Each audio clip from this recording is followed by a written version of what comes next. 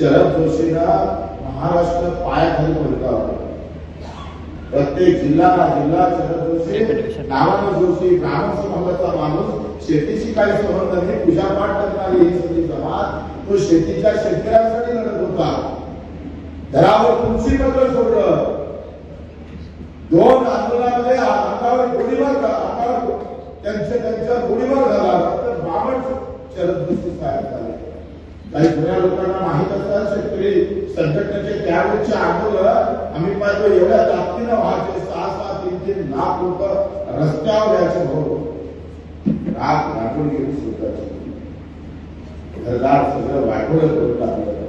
शरद जोशीच्या पत्नीनं आत्महत्या करून टाकली, कारण विवाह दिला एवढं सगळं त्यांच्यासाठी केलं। काय बोलतो काय दिलं तुम्ही? ज्यांना आपल्या संसाराची राखणदारी करून तुमचा संसार वाचवण्याचं काम केलं, कारण आम्ही त्याच्यासोबत काय आलो नाही, कारण तो आमच्या जातीचा होता।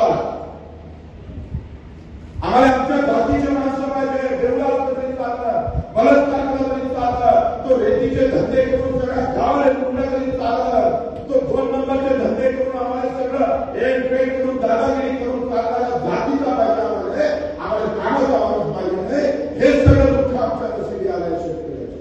पण राजकारण लोक तुमच्या डोक्यात व्यवस्थित जात-पात रंगाला पटेल, कहीं बटेंगे तो कटेंगे, नहीं तो फिर फतवा निकालेंगे।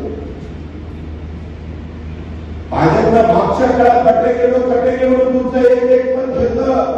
आता हिंदू झाला पाहिजे, आता हिंदू झाल्या, आम्हाला हिंदू राष्ट्र निर्माण झालं पाहिजे, मंदिर झालं पाहिजे, मस्जिद पाडला पाहिजे असं सांगून तुमचा संबंध घेतलं। पण त्या रामचंद्रानं प्रजेसाठी शिकेला आम्ही पाहिजे परीक्षा द्यायला लावली, तो आदर्श मात्र भाजपला घेता आला नाही, हे सगळ्यात मोठं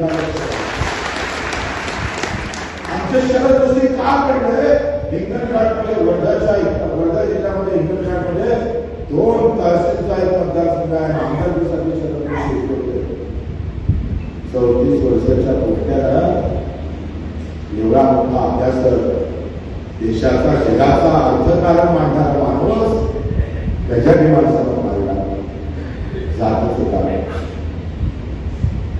पण बाबासाहेब आंबेडकरांना पाळलं, कुठले लोक आहेत? एबीपी माझा, उघडा डोळे बघा नीट।